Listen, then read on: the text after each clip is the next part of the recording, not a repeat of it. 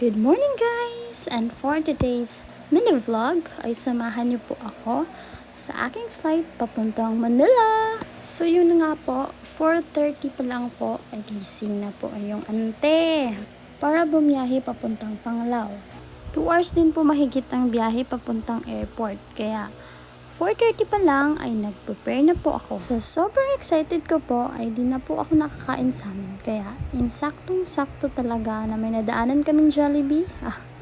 Bida ang saya! So yun na nga po, kumain na po ako. At pagkatapos, bumiyahe na po ulit ako papuntang airport. At ito na nga po, malapit na po tayo sa ating destinasyon. Magi 8 o'clock na rin po pala nung ako'y dumating na po sa mismong departure area. Pagkapasok ko po ay pinakita ko na po agad yung valid ID at saka ticket ko para makapasok na po sa loob ng mismong airport. Diretso na po ako dyan kasi naka-check-in na po ako via online, and then papunta na po ako dyan sa gate kung saan ako maghihintay, which is gate 6. After ko po napasitiskan yung mga gamit ko, ay dumiretso na po ako agad kung saan ang gate 6, which is hindi ko pa po alam kung saan po.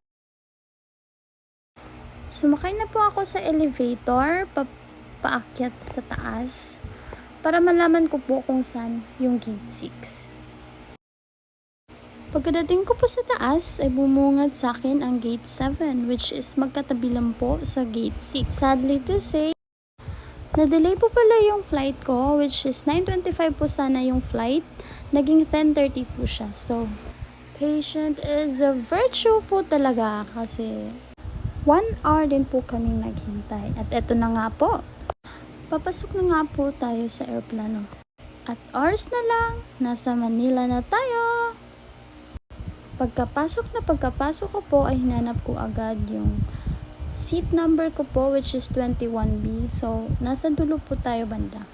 At may FM po akong nakatabi dyan. At saka, shoutout po kay kuya na siya nag-adjust para maka-video po ako. So, ayun na nga po. Mo fly high butterfly na sadta, mga kabashi ko.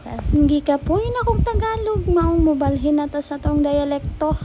Magbisaya, sapod ko. Kay murag lipong na ko kayo. Mauning time napasaka ng eroplano, nagapijong-pijong na ko dira, kay kasukaon na ko kaayo. Ug sa dihang palanding na ta. Nanatas Manila guys.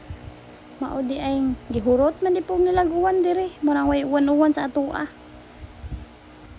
Niabot na kita. Ug sa dihang wala sad ko ka video mo, nang picture na lang ko. Thank you sa pag-uban. And that's all for today.